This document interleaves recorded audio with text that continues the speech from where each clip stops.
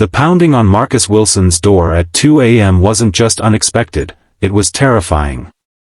As a single father of a 5-year-old daughter sleeping upstairs, midnight visitors were never welcome. But when he peered through the peephole and saw Eliza standing there, the woman who'd disappeared from his life 6 years ago, his world stopped spinning. What she was clutching in her arms would change everything he thought he knew about his life. If you've ever wondered how a single moment can completely rewrite your future, stay with me until the end of this story. And if you're enjoying this journey, please consider liking this video and subscribing to our channel for more emotional stories that remind us how life's biggest surprises often come when we least expect them. Marcus stood frozen at the door, his hand trembling on the knob. Through the peephole, he could see Eliza's face illuminated by the porch light, her eyes red-rimmed, her cheeks streaked with tears. The last time he'd seen her was the morning she'd walked out of his apartment 6 years ago, leaving nothing but a hastily scribbled note that said, "I can't do this. I'm sorry." No explanation. No forwarding address. Just gone, like she'd never existed at all. He'd spent months searching for her, calling mutual friends, checking social media, even hiring a private investigator who came up empty. Eventually, he'd forced himself to move on, focusing on his career as an architect and, 3 years later, adopting his daughter Lily after his sister and brother-in-law died in a car accident. He'd built a new life, one that didn't include space for the woman who had shattered his heart. Yet here she was, standing on his porch in the middle of the night, looking both exactly the same and completely different. Her once vibrant face was gaunt, her confident posture replaced by a defeated slump. And in her arms, Marcus squinted, was what appeared to be a bundle wrapped in a blue blanket. He opened the door, the cool night air rushing in. "Eliza?" His voice came out hoarse, disbelieving. "What are you doing here?" She looked up at him, her green eyes swimming with tears.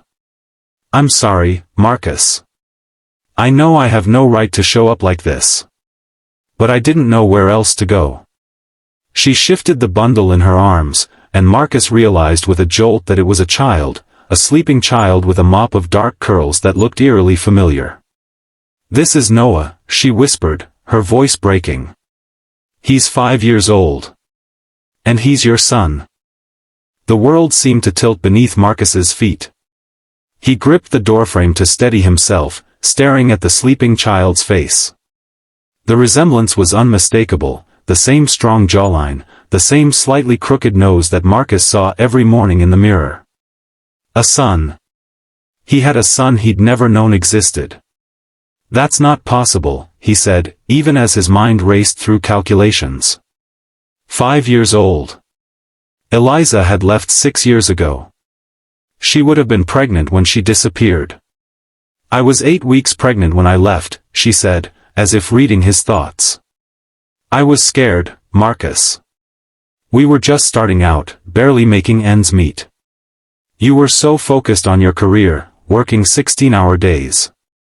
I didn't think you wanted a family yet. So you decided for both of us?"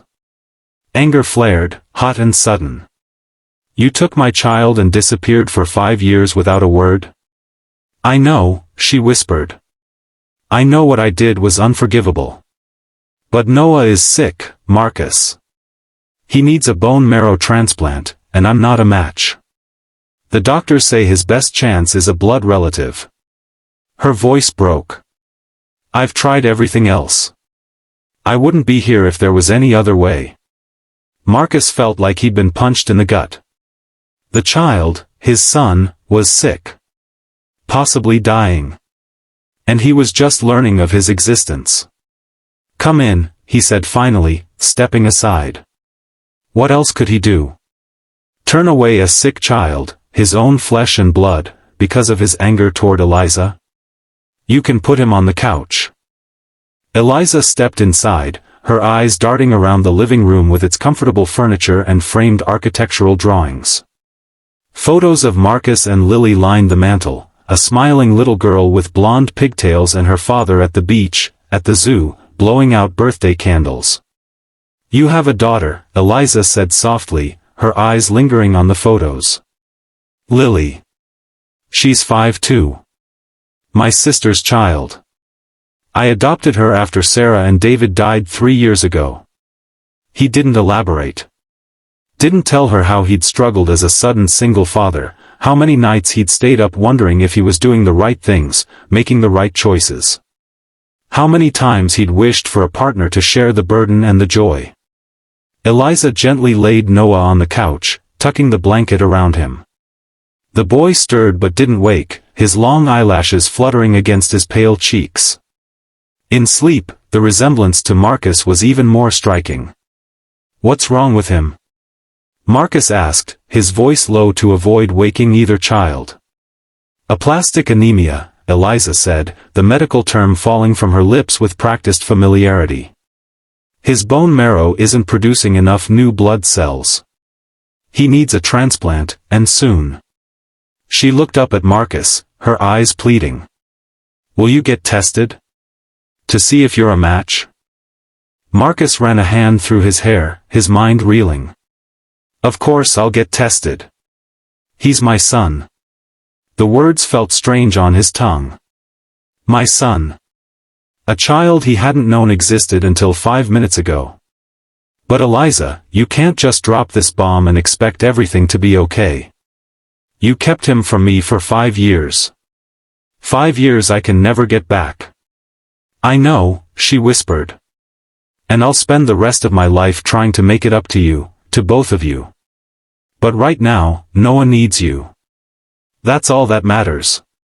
Marcus wanted to argue, to unleash the years of hurt and confusion, but he looked at the sleeping child on his couch, his son, and knew she was right. Whatever reckoning they needed to have would have to wait. "You can stay in the guest room tonight," he said finally.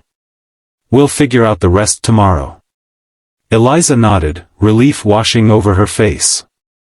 "Thank you, Marcus." He showed her to the guest room, found her a clean towel and an old t-shirt to sleep in, then returned to the living room where Noah slept peacefully, unaware of the storm his existence had created. Marcus sank into the armchair across from the couch, studying the boy's face. His son. The thought was still too enormous to fully comprehend. He must have dozed off in the chair because he woke to sunlight streaming through the windows and the sound of small feet padding down the stairs.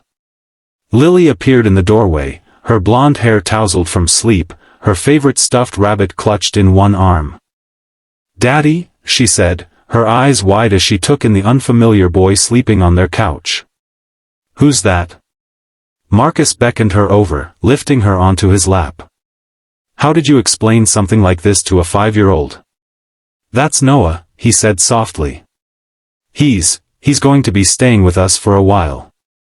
He's not feeling well, and we're going to help him get better." Lily studied the sleeping boy with solemn eyes. "Is he my friend?" Marcus hesitated. "He's more than that, sweetheart. He's your brother." Lily's brow furrowed in confusion. "But I don't have a brother." "You do now," Marcus said, trying to keep his voice steady. "Sometimes families change and grow in ways we don't expect."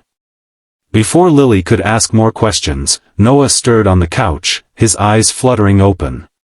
They were the same deep brown as Marcus's, wide and confused as he took in the unfamiliar surroundings. "Mom," he called, his voice small and frightened. Eliza appeared in the doorway as if summoned, her hair damp from a shower, wearing the t-shirt Marcus had given her. "I'm here, sweetie," she said, moving to sit beside Noah on the couch.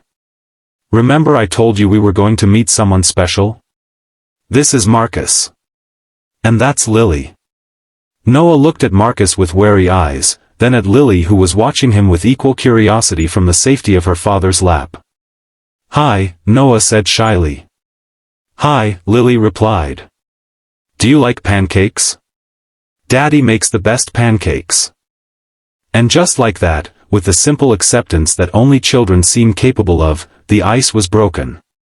Marcus found himself in the kitchen making pancakes for his newly expanded family, watching as Lily showed Noah her collection of toy dinosaurs, the two children already forming a tentative bond. Eliza joined him in the kitchen, her presence both familiar and strange. "They seem to be getting along," she said, nodding toward the children. "Kids are adaptable," Marcus replied, flipping a pancake with more force than necessary. "More adaptable than adults, anyway." Eliza winced at his tone but didn't argue. "I know you have questions. And you deserve answers. Why didn't you tell me?" Marcus asked, keeping his voice low so the children wouldn't hear. "Even if you didn't want to stay with me, why didn't you at least tell me I had a son?" Eliza's eyes filled with tears. "I was 23, Marcus. I was terrified. We'd only been together for a year, and you were so focused on your career. When I found out I was pregnant, I panicked. I convinced myself you wouldn't want a baby, that it would ruin your plans. So instead of talking to me about it, you just disappeared?" The hurt in his voice was palpable. "I went to my aunt's in Oregon. I was going to call you, I swear. But then weeks turned into months, and the longer I waited, the harder it became. And then Noah was born, and he was so perfect, and I was so ashamed of what I'd done." She wiped at her tears. "By then, I figured you'd moved on. I told myself it was better for everyone if I just stayed away." "Better for everyone except Noah," Marcus said quietly. "And me. Do you have any idea what it was like, Eliza? Not knowing where you were, if you were okay? And now to find out I've missed 5 years of my son's life?" "I know," she whispered. "And I'll never forgive myself for that. But Marcus, I'm here now because Noah needs you. He's been sick for almost a year. The treatments aren't working anymore. A bone marrow transplant is his best chance." Marcus closed his eyes, trying to process everything. His anger at Eliza was justified, but it wouldn't help Noah. And regardless of the circumstances, that little boy on his living room floor was his son. "I'll call the hospital today," he said finally. "Set up the testing." Eliza's relief was palpable. "Thank you." The next few days passed in a blur of medical appointments, paperwork, and adjustments.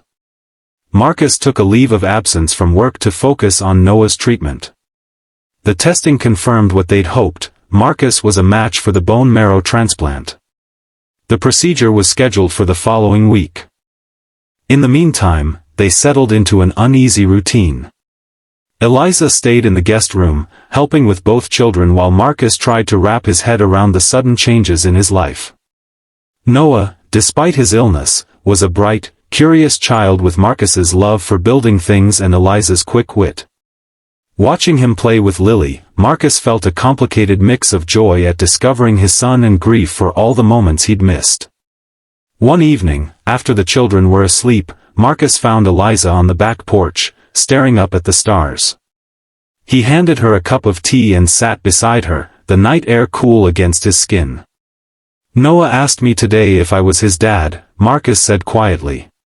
"He said you'd told him his father was someone special who lived far away." Eliza's hands tightened around the mug. "I didn't know how to explain it to him.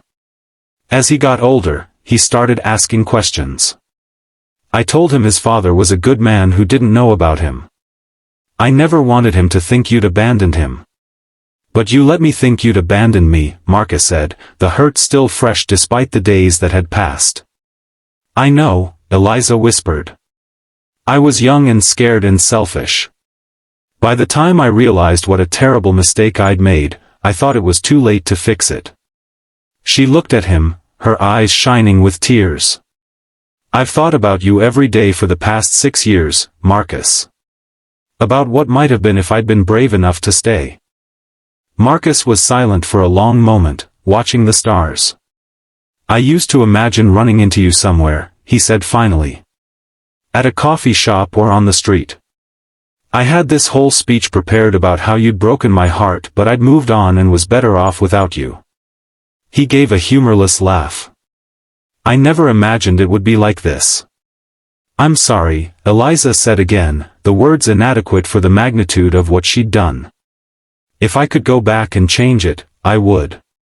But I can't. all I can do is try to make it right from here. Marcus nodded slowly. Noah needs both of us now. Whatever happens between you and me, we have to put him first. The day of the transplant arrived, bringing with it a storm of emotions. Marcus was admitted to the hospital early in the morning, Eliza and the children coming to see him before the procedure. Lily, who had quickly appointed herself Noah's protector despite being 3 months younger, gave Marcus a fierce hug. "You're going to make Noah better, right, Daddy?" she asked, her blue eyes serious. "I'm going to try my very best," Marcus promised, his throat tight with emotion. Noah approached the bed next, his small face solemn. "Mom says you're giving me some of your bone marrow," he said. "Does it hurt?" Marcus smiled, reaching out to ruffle the boy's dark hair, so like his own. "I'll be asleep, so I won't feel a thing. And neither will you when they give it to you." Noah nodded, considering this. Then, with the directness of a child, he asked, "Are you really my dad?" The room went still. Eliza froze by the door, her eyes wide. Marcus looked at his son, this miracle he hadn't known existed until a week ago, and felt a surge of love so powerful it took his breath away. "Yes, Noah," he said softly. "I'm really your dad." Noah's face broke into a smile that transformed his pale features. "I always wanted a dad," he said simply. Then he climbed onto the hospital bed and wrapped his arms around Marcus's neck in a fierce hug. Marcus held his son close, his eyes meeting Eliza's over the boy's head. There was so much still unresolved between them, so many hurts to heal, but in that moment, something shifted. A beginning, perhaps. Or at least, not an ending. The bone marrow harvest was a success. Marcus was sore but otherwise fine, discharged the next day while Noah remained in the hospital for his part of the procedure. The transplant itself was just the beginning of a long road. Noah would need to stay in isolation for weeks to protect his compromised immune system, followed by months of recovery and monitoring. During those long hospital days, Marcus and Eliza began the slow, painful process of rebuilding trust. They talked about the past, her fear, his hurt, the years they'd lost. They talked about Noah, sharing stories of his first words, first steps, all the milestones Marcus had missed. And gradually, they began to talk about the future. What happens after Noah recovers? Marcus asked one evening as they sat in the hospital cafeteria during a rare break from Noah's room. "Will you take him back to Oregon?" Eliza looked down at her coffee. "I've been thinking about that. My job at the library is part-time, and my apartment lease is month-to-month. There's nothing really keeping us there except it's what we know." She hesitated. "Noah needs his father. And you've missed so much already. So you'd stay? Here in Chicago?" "If that's what you want," she said carefully. "I know you have every right to be angry with me, Marcus. I know I hurt you in ways that might be unforgivable. But Noah loves you already. And Lily." She smiled. "That little girl has completely stolen my heart." Marcus was quiet, considering. The past week had been a whirlwind of emotions, anger, hurt, joy, hope. He'd discovered a son he never knew he had. He'd come face to face with the woman who'd broken his heart. And somehow, in the midst of it all, he'd found himself remembering why he'd fallen in love with Eliza in the first place, her kindness, her quick laugh, the way she could find wonder in ordinary things. "I think," he said slowly. "That we need to take this one day at a time. Noah's recovery has to be our priority right now. But yes, I want you both to stay in Chicago. I've lost 5 years with my son. I don't want to lose any more." Eliza's eyes filled with tears of relief. "Thank you, Marcus. I promise I'll do whatever it takes to make this right." The weeks that followed were challenging but filled with small victories. Noah's body accepted the transplant, his blood counts slowly improving. The isolation was hard on an active 5-year-old, but Marcus and Eliza took turns staying with him, reading stories, building Lego creations, and video chatting with Lily, who remained at home with Marcus's parents who had flown in to help. During those long hospital days and nights, Marcus watched Eliza with their son, her infinite patience, her unwavering optimism even on the hardest days, the fierce love that drove her to fight for Noah's health. And slowly, almost imperceptibly, the anger that had burned in his chest began to cool. One night, as Noah slept peacefully for the first time in days, his color noticeably improved. Eliza broke down. "I keep thinking about what would have happened if I hadn't found you," she whispered, her shoulders shaking with silent sobs. "If you hadn't been a match, or if you'd turned us away, and you would have had every right to." Marcus moved to sit beside her, hesitantly putting an arm around her shoulders. "But you did find me. And I didn't turn you away. And Noah is getting better. Because of you," she said, looking up at him with tear-filled eyes. "You saved our son's life, Marcus. After everything I did, you still opened your door and your heart to him." "He's my son," Marcus said simply. "Nothing else matters." But they both knew that wasn't entirely true. The past mattered. The lost years mattered. The broken trust mattered. Yet sitting there in the dim light of the hospital room, watching their son sleep, Marcus realized something else mattered more, the future they could build together, if they were brave enough to try. 3 months after the transplant, Noah was finally cleared to go home. His recovery would continue for months, even years, but the doctors were cautiously optimistic. His body had accepted Marcus's bone marrow, and his blood counts were steadily improving. Home, however, presented a new set of challenges. Eliza had been staying in Marcus's guest room all this time, a temporary arrangement that was beginning to feel less temporary. Noah and Lily had become inseparable, two peas in a pod despite, or perhaps because of, their different personalities. Noah was thoughtful and methodical like Marcus, while Lily was a whirlwind of energy and imagination. "They're good for each other," Eliza observed one evening as they watched the children build an elaborate fort in the living room. Noah was directing operations from his position on the couch, still needing to rest frequently, while Lily enthusiastically carried out his instructions. "They are," Marcus agreed. "Lily never had siblings. I worried about her being lonely. And Noah always wanted a sister," Eliza said softly. "He used to ask me why he didn't have any brothers or sisters like his friends did." The unspoken question hung between them, what now? They'd been living in a kind of limbo, focused entirely on Noah's recovery. But as he grew stronger, they could no longer avoid the bigger questions about their future. It was Lily who forced the issue, in the direct way of children.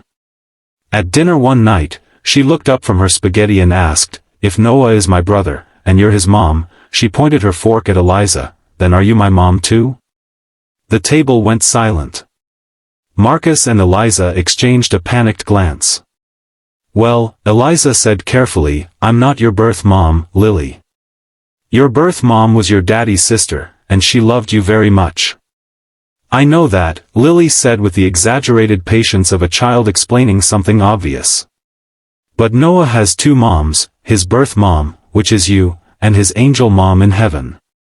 So why can't I have two moms too? A birth mom in heaven and you here?" Out of the mouths of babes, Marcus thought, watching Eliza's face soften with emotion. "I would be honored to be one of your moms, Lily," Eliza said, her voice thick. "If that's what you want, and if your daddy thinks it's okay." All eyes turned to Marcus.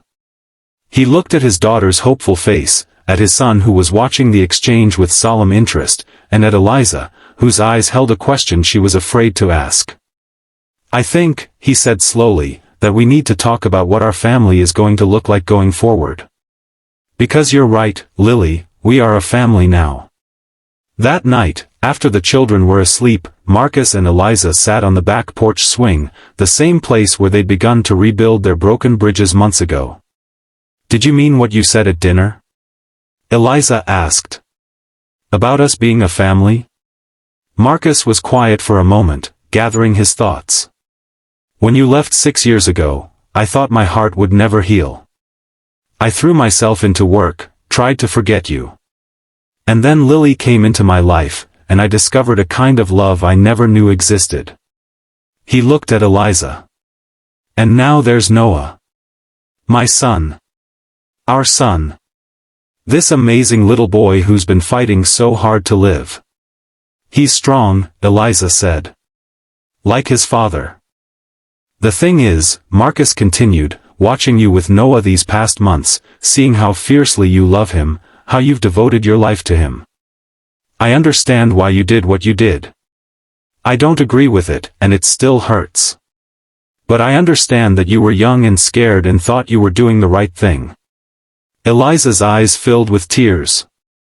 "I've regretted it every day, Marcus. Every single day." "I believe you," he said softly. "And I think I'm ready to forgive you. Not just for Noah's sake, but for all of us. Because holding on to anger and hurt isn't going to change the past. It's only going to poison the future." "What are you saying?" Eliza whispered, hardly daring to hope. "I'm saying that I want us to try. Really try. Not just living in the same house and co-parenting, but building something new together. Something that honors what we had before but doesn't ignore everything that's happened since." He took her hand, his touch tentative. "I'm not the same person I was 6 years ago, Eliza. And neither are you. But maybe the people we are now could find a way forward. Together." Eliza's fingers tightened around his. "I'd like that," she said, her voice breaking. "More than anything." It wasn't an instant happily ever after. There were still difficult conversations, moments of doubt, old hurts that resurfaced unexpectedly. They started with family counseling, learning how to communicate better, how to navigate the complex emotions of their unusual situation. They took it slow, Eliza continuing to stay in the guest room while they rebuilt their relationship one careful step at a time.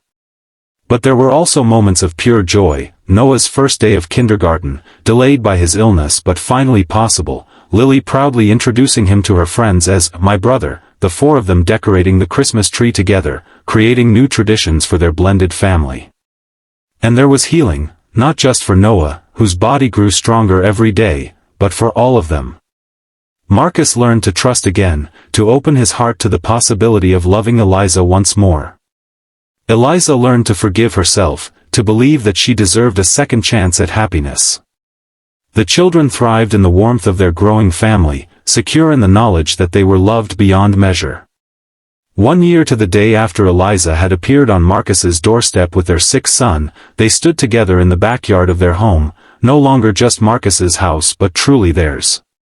Friends and family gathered around them as they exchanged vows, promising to love and cherish each other through whatever challenges life might bring. Noah and Lily stood beside them, official witnesses to the union that made their family complete. Noah, now healthy and strong, his dark hair grown back thick and curly after the treatments, held the rings on a small pillow. Lily, in a flower girl dress she'd helped design, beamed with pride as she scattered rose petals along the makeshift aisle. "I never thought we'd be here," Marcus said softly as he slipped the ring onto Eliza's finger. "That night when you showed up at my door, I thought my world was falling apart. But it wasn't falling apart, it was falling into place. You saved our son," Eliza whispered back. "And then you saved me, by finding a way to forgive the unforgivable." "We saved each other," Marcus corrected. "And now we have the rest of our lives to get it right." As they sealed their vows with a kiss, cheers erupted around them. But the loudest celebration came from the two children who had brought them back together, a boy who had needed his father's bone marrow to survive, and a girl who had opened her heart to a new brother and mother without hesitation. Later that night, as the four of them sat on the back porch swing, now their favorite spot for family talks, Noah looked up at the stars and asked, "Do you think this was always supposed to happen? Us being a family?" Marcus and Eliza exchanged a glance over the children's heads, a look full of shared history, hard-won wisdom, and hope for the future. "I think," Marcus said carefully, that life rarely goes according to plan. Sometimes the hardest journeys lead us exactly where we're meant to be. And sometimes, Eliza added, squeezing his hand, the truth that shows up unexpectedly at your door in the middle of the night turns out to be the truth you've been waiting for all along. As the stars twinkled overhead and the children nestled between them, Marcus reflected on the strange, winding path that had led them here. 6 years of separation, a life-threatening illness, a midnight revelation, all of it necessary, perhaps, to bring them to this moment of perfect understanding. The road ahead wouldn't always be smooth, but they would walk it together, this family forged through pain and healing, loss and redemption, and most of all, through love that was strong enough to overcome even the deepest wounds. And in the end, isn't that what family is all about? Not perfect people who never make mistakes, but imperfect people who find the courage to forgive, to try again, to love despite everything. People who show up at each other's doors, literally or figuratively, bringing truths that might shake our foundations but ultimately make us stronger. If this story has touched your heart, please consider liking this video and subscribing to our channel. Because we all need reminders that second chances are possible, that forgiveness can heal even the deepest wounds, and that sometimes the most beautiful beginnings come disguised as painful endings. Life has a way of surprising us when we least expect it, sometimes with a knock on the door in the middle of the night that changes everything.